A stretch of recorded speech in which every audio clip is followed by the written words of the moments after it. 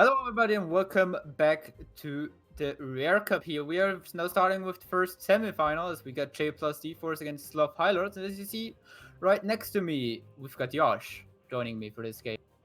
Pico, yeah, that's definitely games that I'm casting, and it's the only one, but that's gonna be a really spicy one. We have first place in Division 6, Sloth Highlords, who have managed to get there with 10 wins in the regular season, but then kinda dropped some games in the group stage, which drops them to second place in their group and puts them in an upper half of the bracket. On the other side, we have second place in Division 6 with 19 map wins out of 20, with 9 match wins out of 10. Losing to Sloth Highlights, we have Jablu de Force, who have managed to win the group stage with a loseless record 6-0. Pretty solid games from those teams so far today, and can't wait to get into the game. We're still waiting for one player, but we already got the map open. The map draft started with the Sloth Highlords first having the map banned, so they would decide to remove Sky Temple. Then we've got J plus D Force removing Sky Found. Sloth Highlords keep on going with removing Dragonshire. Then Tomb of Spider Queen ban, and last but not least, Sloth Highlords decide to bring us towards Infernal Shrines, one of the most played map in Heroes launch.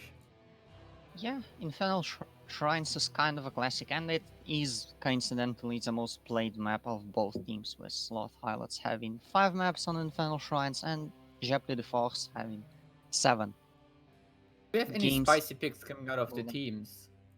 Oh, I don't know if the picks will be spicy because the one thing that you have to know about Sloth Highlights is that they really have like 3 or 4 different strategies, which are all pretty unorthodox. They have Deathwing, they have Cho'Gall, they have Oriel with something, and they have Chen with Abathur.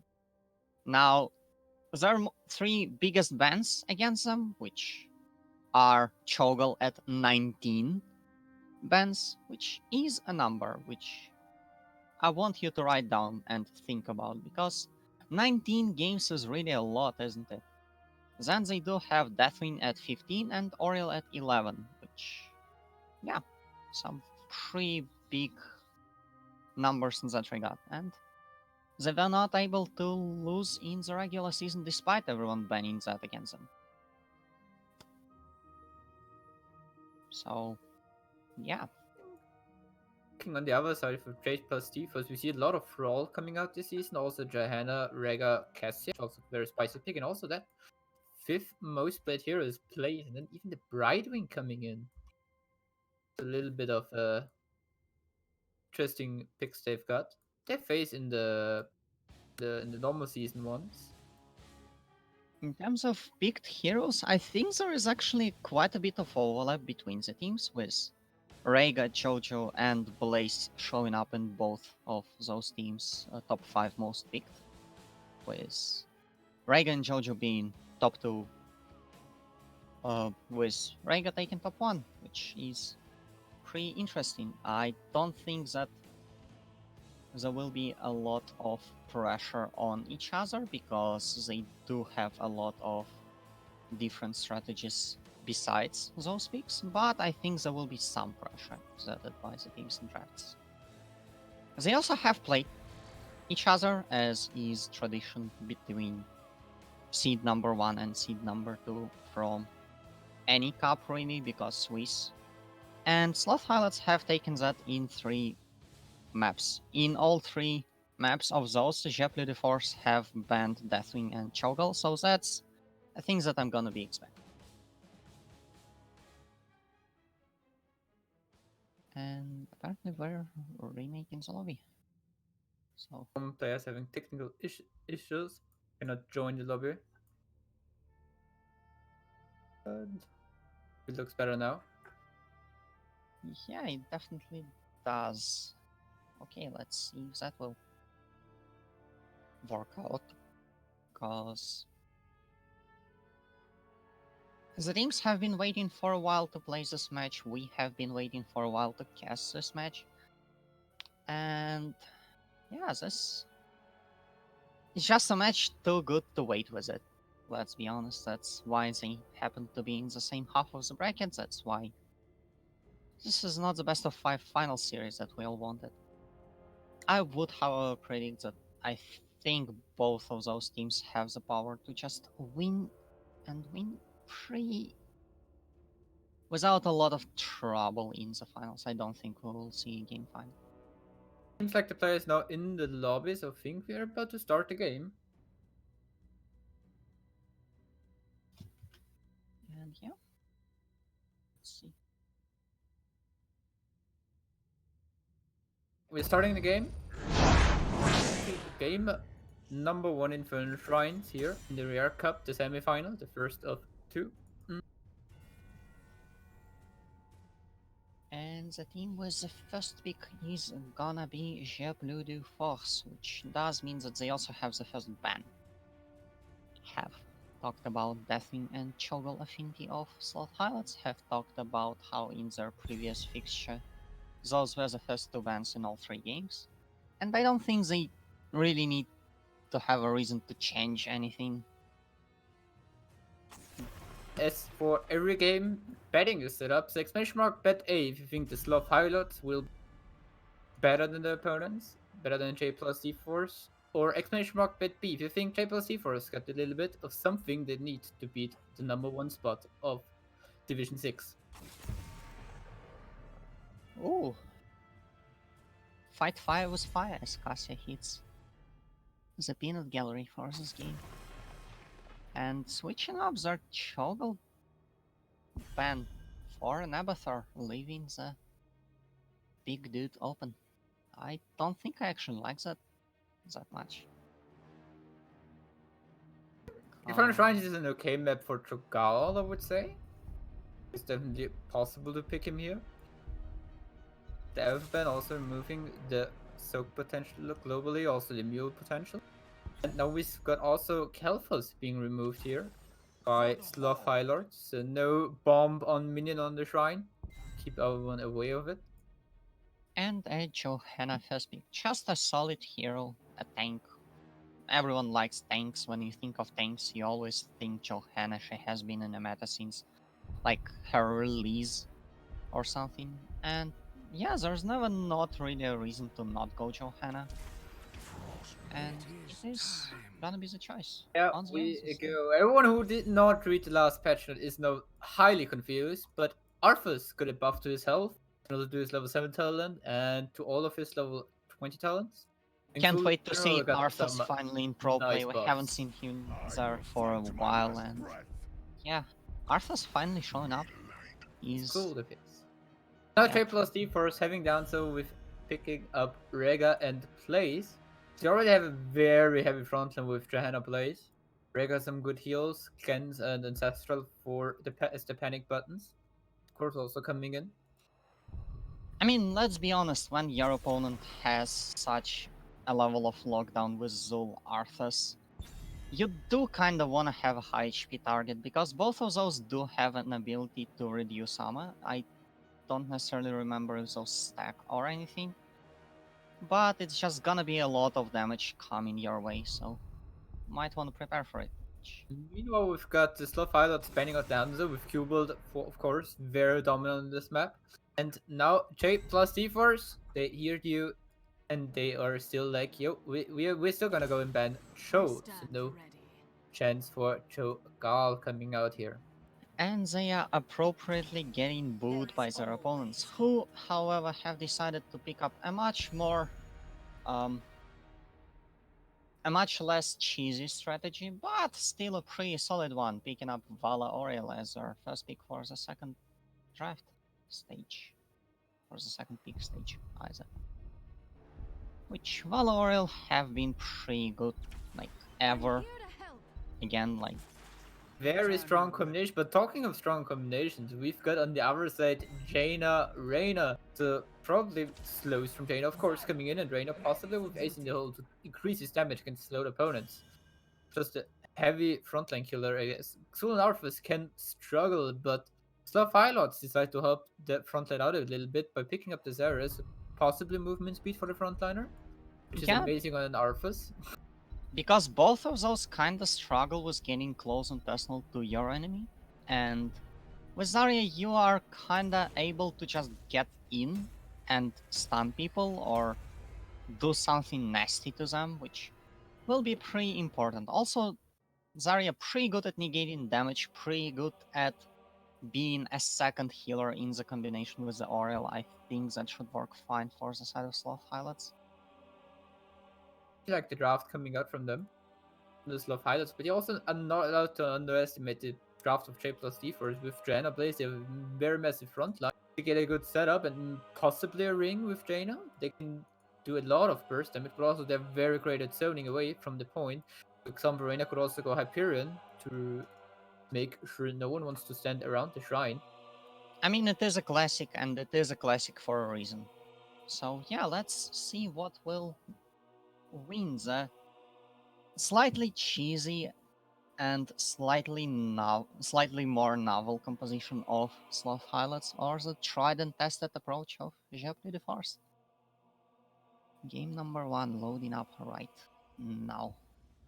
We are in game 1.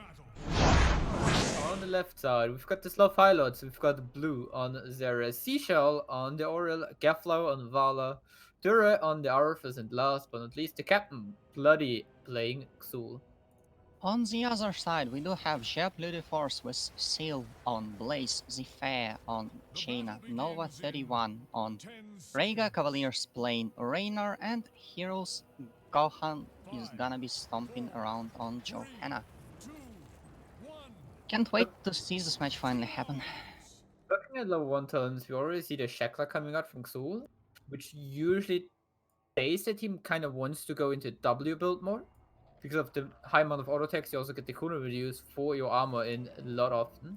We already see the first play coming up from Sloth Highlights as they go towards the top lane and try to push in the first tower, but Blaze is there with the stun and delays them, and Xul is already starting to double stick between mid and bottom, and meanwhile Alpha is taking a lot of damage, but he is fine there. Action right of the game, and that's why we like lower divisions. They might not be as good in skill as maybe some of the higher, more sophisticated players are able to provide, but it is pretty arcade in nature, it is pretty aggressive, and it is sometimes a better playstyle, which it certainly does make for more interesting casts. By the way, there is a bit of a catch on the Raynor, but he's able to move out without a lot of problems. In the meantime, we're at 2v1 in the bottom as Blaze and Jaina join forces against the Xul, and Xul drops very low, but he's able to escape for now. Immediately goes to the mid lane. This might be... No, he's still fine. Or is he? The The camps are Sun, Rega coming in, and Xul... He's gonna no, be our Xul first blood for tonight. goes down. That's very nice. So So yes, coming in. the camps have spawned, and Sloth Highlights are going with the Bruiser camp rush, which is not something a lot of teams do. Usually you just take the sieges and then brawl for the bottom one. It's also interesting to take the top one now because of the shrine spawning in the bottom lane.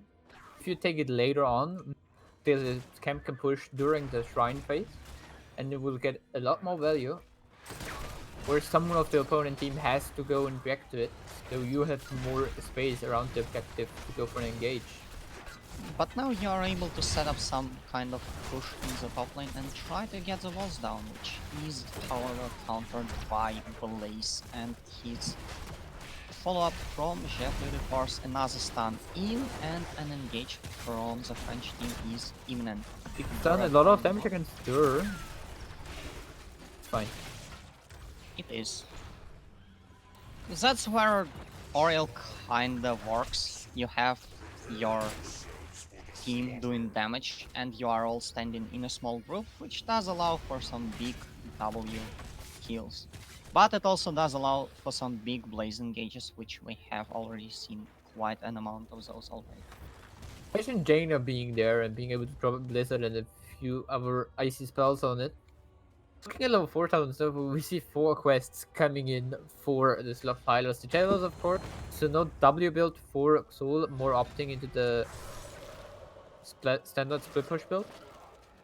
Actually, the W build is probably the least favorite for me after the changes. I really like the idea of just putting a lot of stuff near your opponents and just watching them try to deal with all of those. Stun from Blaze. Nobody is really taking damage on the side of Sloth Highlords. Sylph a little bit in trouble on his Blaze, trying to charge in for a stun. He's dropping to 100 HP. Arthas on the run. Arthas gets the Blaze finished. And now the rest of J plus D-Force is about to disengage. There's another root coming on to Cavaliers on his Brainer. But he is so a root, and he goes down as well. That's 2 kills for Sloth Highlords. And here is where we see the Zul Arthas combination of Sloth Highlights pretty much pop off as they freeze the objective at 39 and opt to take the bottom camp in the meanwhile, depush some top lanes, and just prepare the way for pushing in with the Punisher, of course. Yeah, Also you taking the camp now. You get a route in which might seem innocuous, but it does provide a lot of follow-up, and it is generally pretty good for your opponent to get rooted when they're low HP and you're trying to force them down, which Seal did not really see the indicators that spawns when Zul uses his abilities. Speaking of blobs, here's Chainagun. Just blobbed out as the Punisher jumps on her, and the rest of Highlords is able to follow up on this stun and able to finish her off. Another jump onto Johanna. She's dropping low, but it's enough. All of Sloth Highlord except Soul, of course. He is on his double soaking duty again. Keflo jumping in with Dura, trying to see if the Punisher can set up another one of those kills, but unfortunately he is gonna set up only just a 4th kill, which is still a 4th kill, so Sloth Highlights now pretty much in the lead with more than one level of XP lead and getting closer and closer to that level 10, which is important. So now giving vision to the fountain, so the siege camp focuses the fountain first, then leaves on towards the lane, as we see here. Diana getting a wall stun, doesn't have a root, but she's got the Iron Skin ready, and she should be fine here. That's a 4v4, but Zul is already moving down while Blaze is stuck clearing the lane out.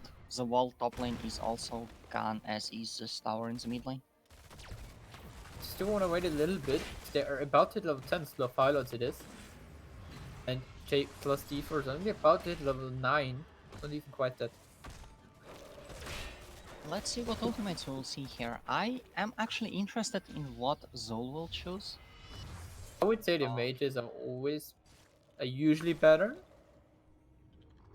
And so far we see the Crystal Eagles coming out, Strafe, Explosion Zone, and the army of the Dead Cthulhu. Not sure if he wants to go Poison Nova or the Frost Mages. Explosion Zone sounds really nice on this map, which is usually not the things that you say, but you know, in Fellow Shrines there are a lot of tight corridors which are pretty easily walled off by the Zarya's ultimate, and while Strafe strikes me as a bit of an odd choice, it is solid. You are able to do a bunch of damage. Meanwhile, a lot of damage on Blaze. Blaze going down here is still not level 10. 4 is out of J plus C4. Tool still double so tries the Jaina. Now Star is going to focus by the tower, but there's the Aegis. Keeping her alive. Minions are about to come in, and they are fine. Kefla on his Valor still looking aggressive. There's a Blaze shield coming in. Big condemn. Disaster healing coming in, keeping Johanna alive. Johanna tried heroes there as she engages 1 into 4. Probably not the best choice, but it works out, and now Jeplu the Force are ready to take a fight 4v5 and engage on Zarya is on Blaze. Combustion! Big combustion coming in, Zarya taking a lot of damage, but she's also full energy, so she deals a tons amount of damage. Arthas now in a little bit of trouble, he's getting Johanna running into Seashell, but all of the attempts are for naught, as Sloth Highlights are able to just brush off this engage and go and reset a bit before the objective. Maybe take a camp for themselves, even. 2 levels ahead, getting closer and closer to another talent milestone at level 13, now 5 kills to 1 in the lead. pretty dominant performance from the Sloth Highlights so far. And we did not yet mention is we see Ace in the hole from the Reyna, so no Exterminator shenanigans here, and we also see the Raider coming in. And the Water Elemental.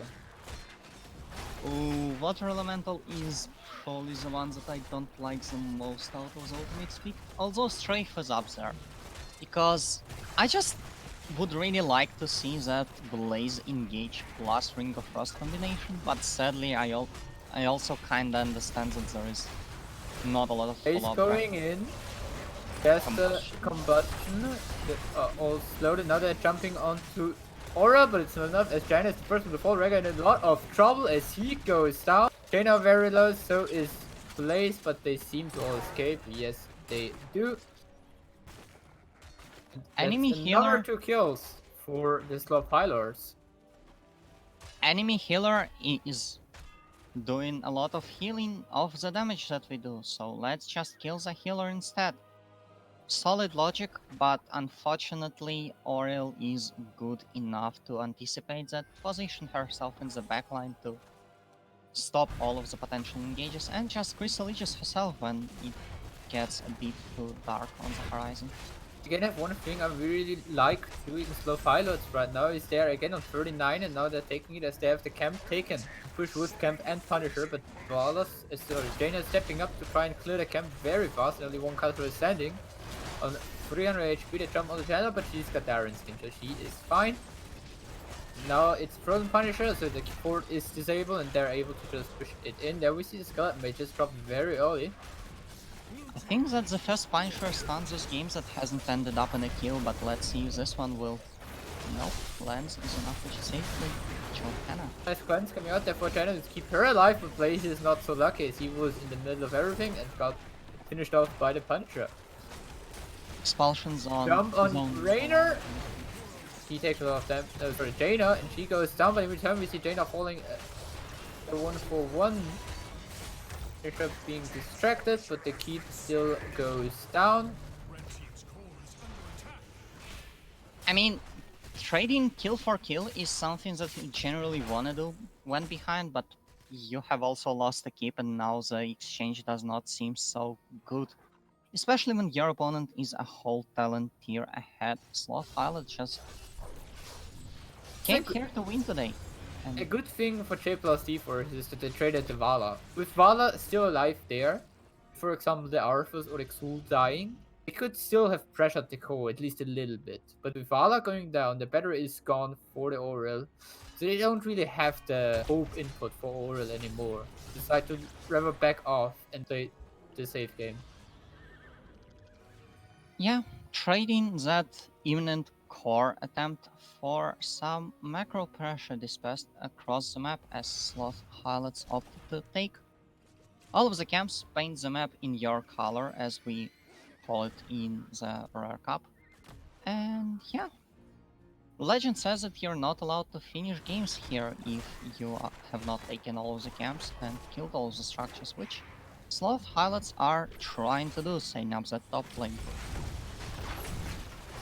We've got another engage attempt. There's a big combustion, a lot of damage. Aurel dropping very low. Aurel going down, making it Arthas falls. Vala in a lot of trouble, and she goes down, and Sarah in the middle of 5 men, and that's not Pride good. comes before a fall. Sloth Highlights not able to anticipate level 16 coming out for their opponents as Jepli the Force sees our moment and strike. The only one alive for the blue team is Zul, who had set up some amount of push in the bot lane and basically left to follow other pursuits. And we see the map painting from the red team as they go and pick up the Bruiser camp and the Siege camp. Bottom as they also have to push the lanes a little bit, as Xul is very amazingly done in the meantime. He just pushed lanes while his team died. Just so little things. I mean, your team dying is really the problem of your team. You're just here to provide some lane push, you're here to take up some towers, you're here to take up some damage on the wall, which Zul has provided pretty well considering that he wasn't able to get there for a fight physically. because a fight happened in the top lane and he was down bot taking the camp. Which, some might disagree, but is actually probably the correcter option there. Another Oh, shrine is about to spawn in the bot lane, and it will be an it's arcane one. It's usually the one you want to fight over. And we see him engage onto Blaze, and Xul is still on the top. He's now starting to rotate in. Alpha's taking a lot of damage. There's Aegis to keep him alive. There's Explosion as well to split them apart. His chain is not able to come in. and Lot of Zol is damage here in the still. backline, pressing Skeletal Mage is trying to Coming engage in and fighting heroes Gohan, and Johanna is dead, as is Blaze. The entire frontline Khan with Rhaegar following afterwards. That will be huge. That will be at least a Punisher, and considering that all of the previous Punishers have hit into a fort, this one will hit straight into the keep, and if Sloth Pilots are gonna continue taking up a structure per Punisher, jumping the force are What they try to do is they're already pushing in the lane, so they already get some damage onto the keep. Xul is going for 39 on Punisher, and then they wait for 20, possibly. I mean, Reyna in the meantime taking a lot of damage, gets run down by Vala there.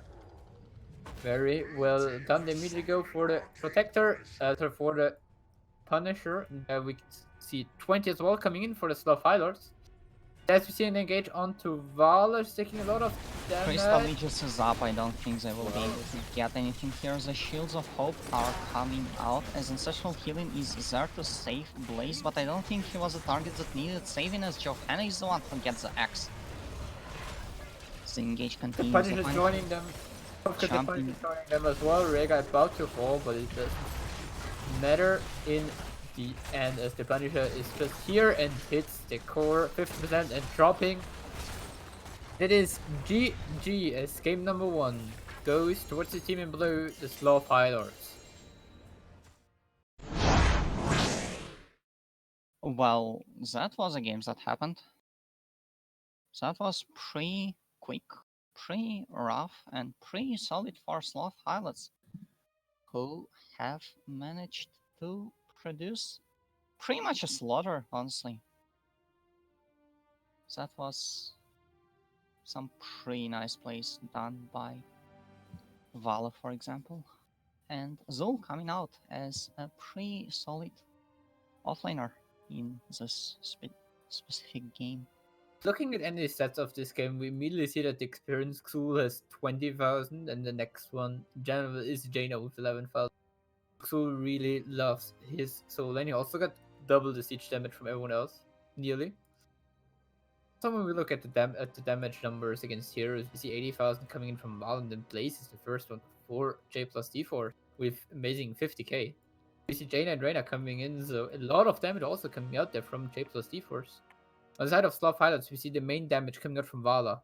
This was really the one moment where Vala died for the Jaina in return. They knew they had to back off because they barely have any damage else coming out from any other hero.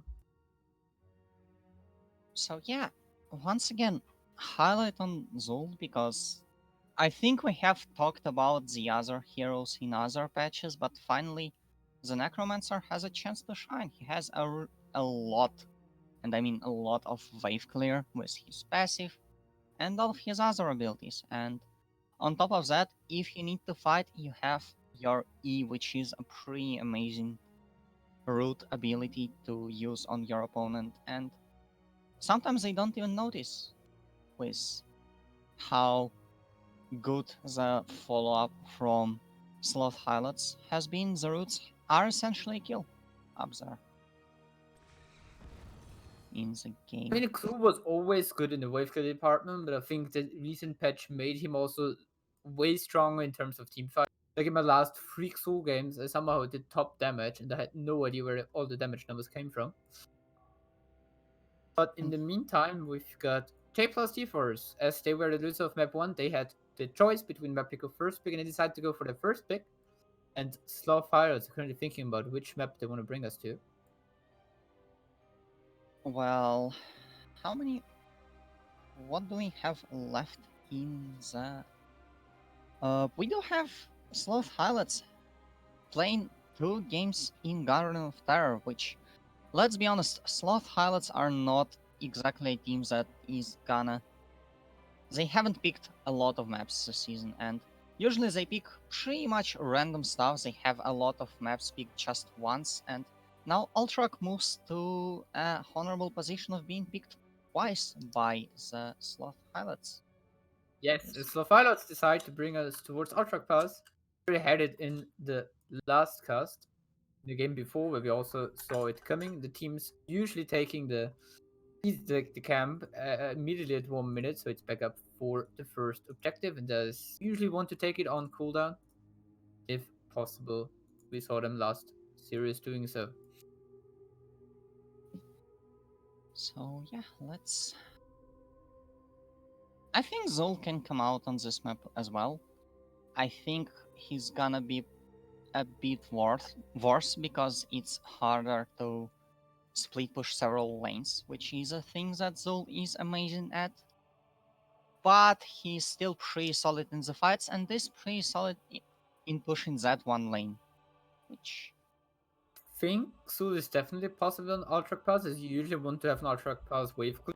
Can push out the waves, so the riders don't do much, because if they're down, they don't do too much damage compared as if they're with a wave together. That's also one of the reasons why Ragnaros is just amazing on this map, because you can stall so long, extremely long, with Lava Wave and his amount of wave clear. So with the Molten Core, you can delay the objective very long time. one of the other things that I wanted to put a bit of spotlight at is that Sloth Highlights have kinda changed their drafts a bit for this play of day, and the only frame of reference I have is their previous match versus Ruinakland, which was a pretty good series, which unfortunately ended in a clean sweep for Sloth Highlights. In Game 2, they have brought out Illidan plus Abathur, which I believe could work on this map as well. Definitely could. It seems like we've got everyone in a lobby. And we are waiting for the teams to ready up so we can begin.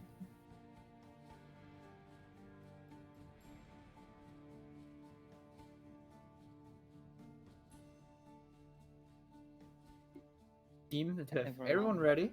Is ready. Let's. Game number 2 is best of 3 series. Ultra Pass. And Jeopardy the Force have chosen first pick, which does mean that they get first ban again. Let's see if this will be the Squishy Lizard or if they are opting to go for some. No, it will be the Squishy Lizard. Deathwing is out of the game. We've got Kelso's ban again coming in. Yes, betting is what up again. Was banned the last time. Again, the Abathur is red and banned. In fact, I'm not so afraid of Chagall. I think that's because you don't really want to pick Cho'Gall on your first pick, which as the team that has second pick, you do get to pick 2 heroes before the third ban. And it's either Cho'Gall or something else, in which case they do get to ban Cho'Gall. And if you do pick Cho'Gall on first pick, you do have a lot of things that the enemy can bring to try to oppose you. For example, the Greymane or some other percentage damage heroes. Johanna is gonna be the first pick in what is pretty much a rehash of the draft from the game before. I think the only thing different is the order in which Sloth Highlights have banned Kelphas and Cassia. We also have betting set up next. So exclamation mark bet A if you think the Sloth Highlights are going to win this game again, or exclamation mark bet B if you think J plus D Force will be able to come back into the series. Might even try to go for reverse sweep. Looking at picks and bans so far, it looks pretty familiar. What would you say? Yeah, we have definitely seen all of these.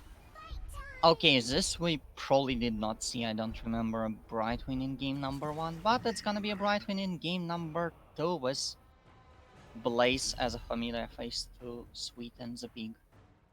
On the side of Sloth Highlights, we see the Arthas Zul combination showing up once again. Let's see what will happen. Is Hanzo banned? Will the Cho'Gall hit the bench, or will it be available for Sloth Highlights to pick? I think it will be benched. I'm not sure. I don't like Cho'Gall with Arthas Xul because you kind of have a triple frontal and then you only have the healer spot to develop any range. But it is a Cho'Gall with Arthas Zul, as you have nearly got him. Oriel is banned from Jeopardy Force, and I think they have beaten a bullet a bit. As we do see a lot of HP on the left side, and a lot of lockdown, with an amount of damage to boot.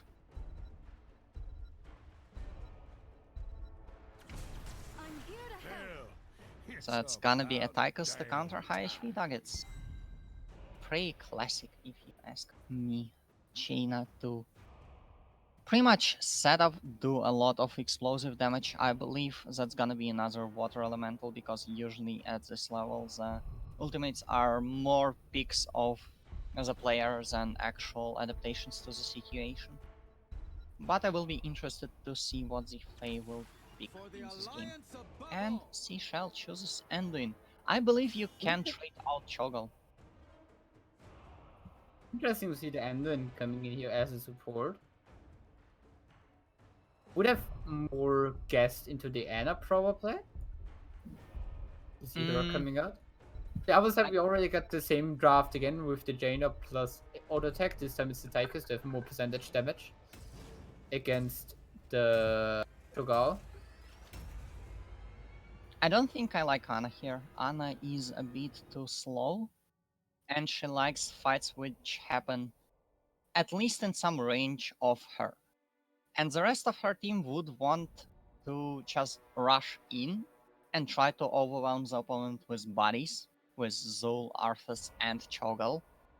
So I think Anduin is a better option. He's a healer that moves a lot, and he's a healer that is able to pull you out if you have ventured a bit too deep in your voyages.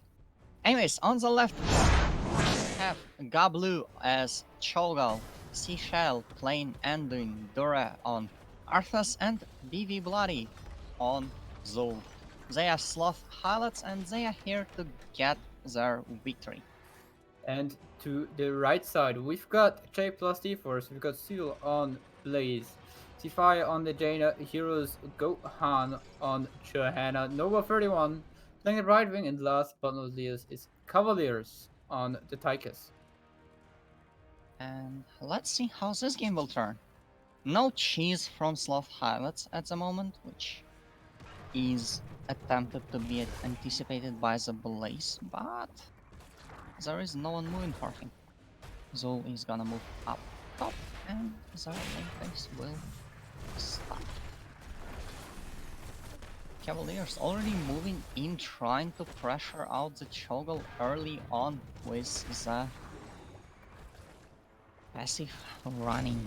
In one of the offlanes, we do have Blaze versus Arthas, which I don't know, I think that's a pretty even matchup. Depends on how many Arthas gets, as he got Eternal Hunger on the one. Yep, it is gonna be the trade quest indeed, trying to get the extra damage and the extra mana from his passive. In the other offlane, we do have Zul versus Jaina, which seems pretty interesting to me because we have two high wave player people, but Zul is already moving out to seek for his mid lane while they clear the siege camp. You see from Cho'Gall on level 1 the color side, so while he's on the 6% of his maximum health, he gains 50% movement speed and more healing. 15% more healing. Well, we also see Laws of Hope coming in from Johanna. She wants to have more self-sustain rather than the bigger shield and more unstoppable. I think more permanent heal is just gonna be better for the Johanna in the long run. I don't think faster shield will help a lot, but shielding usually does help versus those stray E's that Zoe is able to send your way. Two more stacks of jailers done, and he's moving straight up top again. Oh, we've got Tychus in the bottom against the Arthas now. You also see from Tychus coming in the rhythm. And the team's running in some kind of weird ballet, as we do have an attempt on Cho'Gall in the mid lane, which is stopped by the trade of Anduin. This is gonna be an insane interaction. I think that Cho'Gall will get saved from a lot of fights this way. Jebel the Force not phased a lot, attempting to take a zoom on a gank, but unfortunately Bloody had anticipated that and moved a bit back.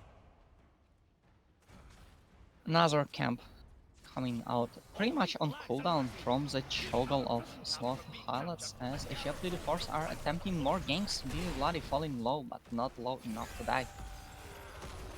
Bloody staying alive, they're very good. Triple Seaforce would have been able to go to the objective and already go in. For the objective to keep some time of it. The siege camp is up again for both teams. The blue team a little bit earlier.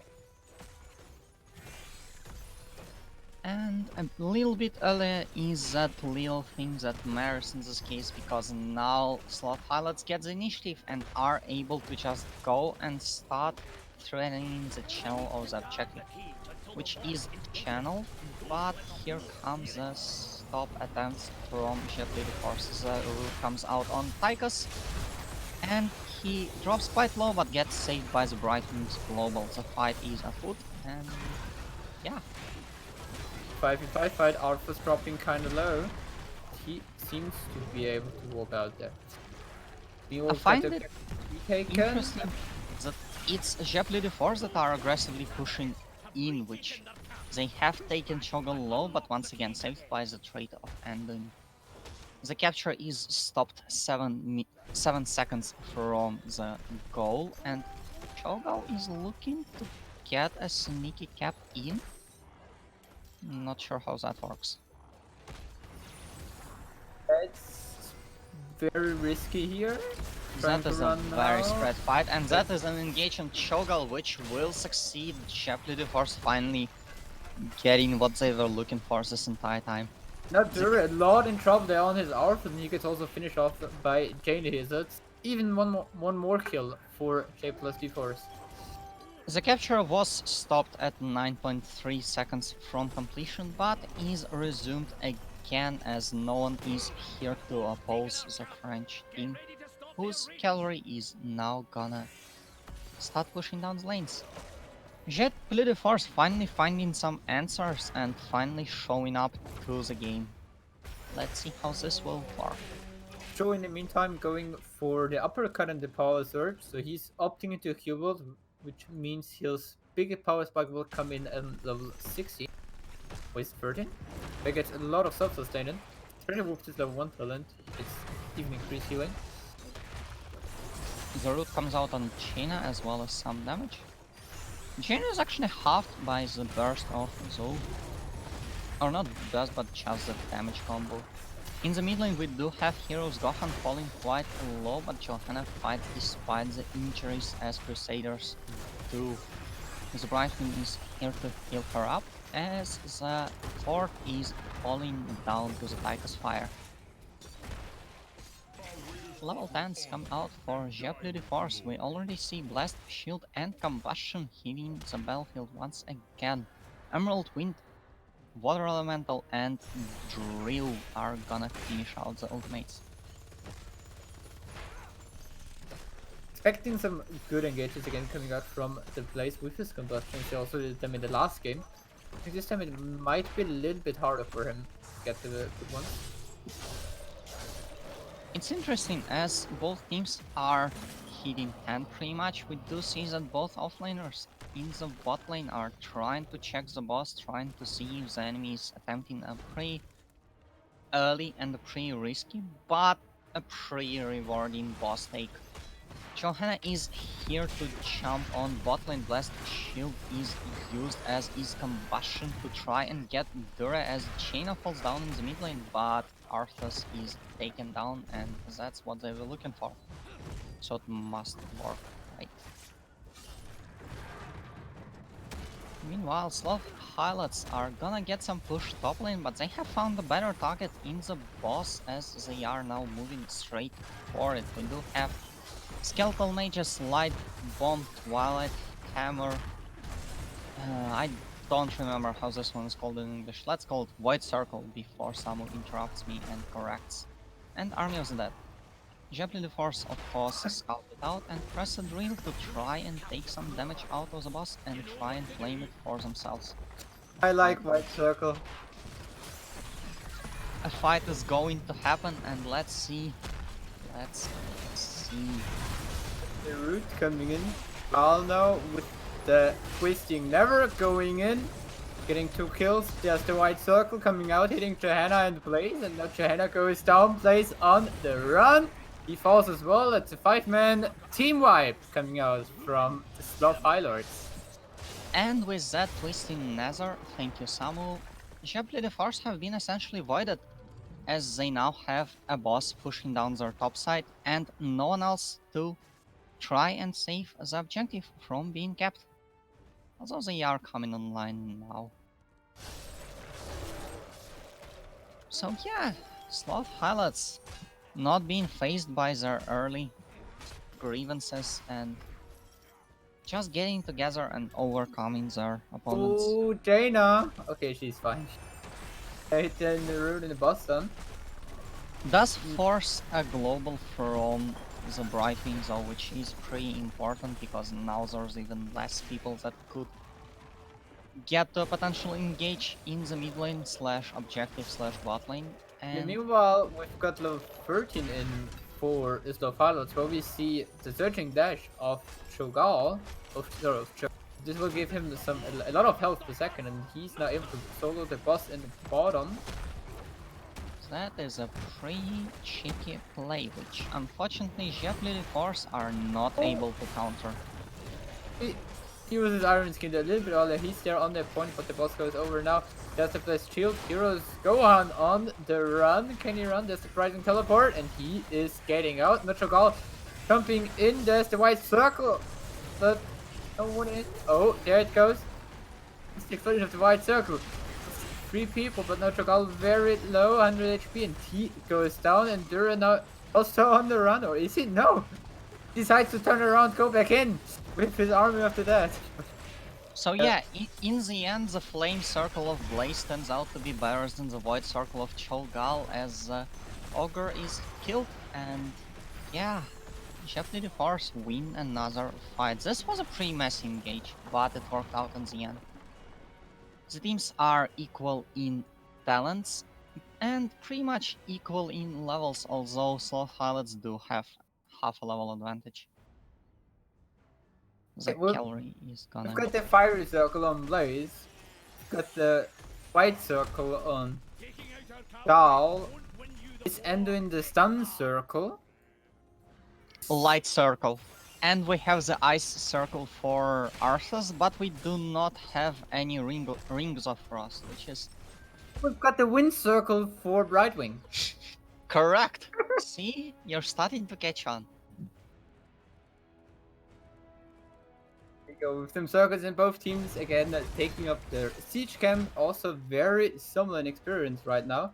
We see engaged in the bottom as Jaina just walks straight in from behind. Blast shield coming out. There's the focus on Arthas. He's taking a lot of damage, but there's the pull from Anduin to get him out. Geoff Blue now on the run on his Cho'Gall. And I think the trade of Anduin was just used on the Arthas, which will not exactly help, as we do see the Combustion get a bunch of damage on the Arthas, but what we also see is the Tychus dying to Cho'Gall as the prey preys on the Predator. There's a double circle on Cho'Gall with Anduin circle and Gal circle. Yeah, double circle and in the bottom. This circle meta is just getting over us a bit too fast. And Sloth Highlords are showing why. More circles are better circles. All because of Jaina did not pick the ice circle. Well, ring is essentially 2 circles, you know, which does become 3 if you count level 20, so... True, true. See Root coming out for Blaze, but he's under his tower, so there we see no engage coming out from Sloth Highlords.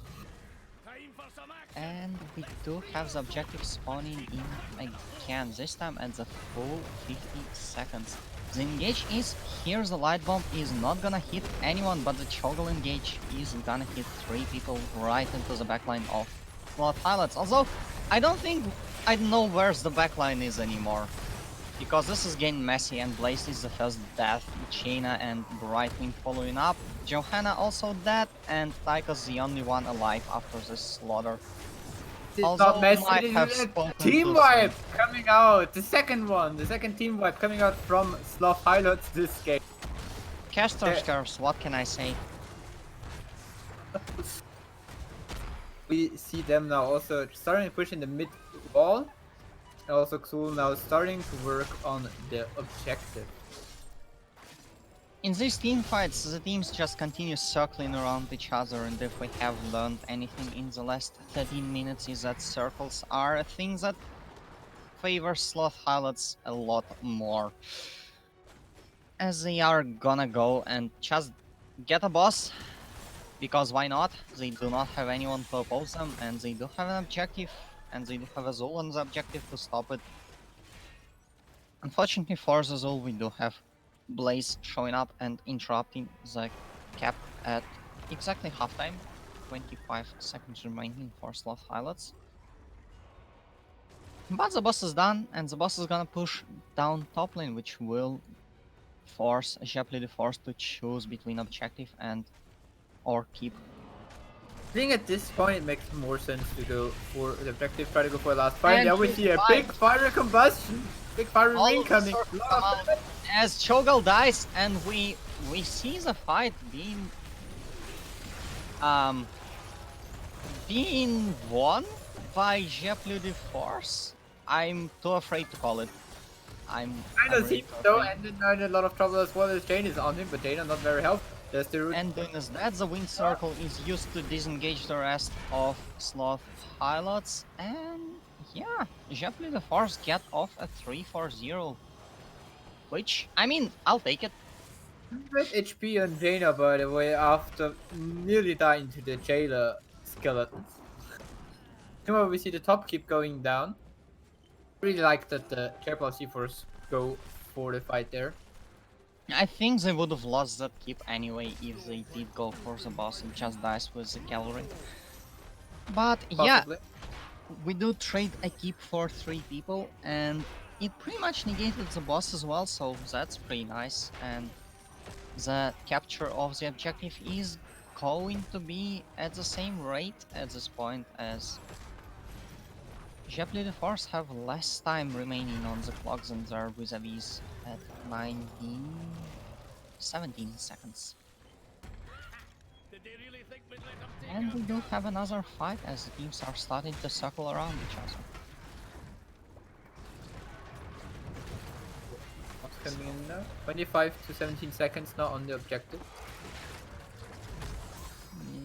Yeah, just some poke coming out from the sides, and I think that the poke from the blue team is just big.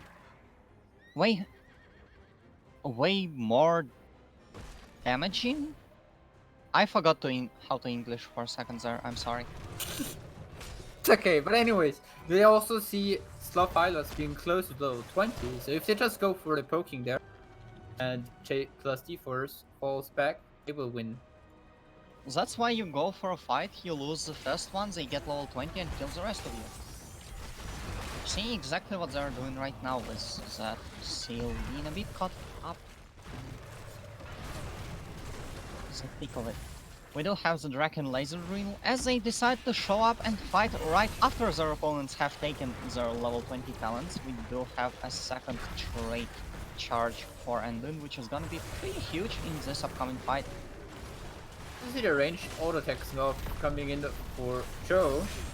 Here's the There's the engage, here's the circle. light bomb. All of the circles. Zul is dead. We do see Cho'Gall pretty low. We do see Blaze also really low, but everyone is alive so far, except for the Zul. He's dead already.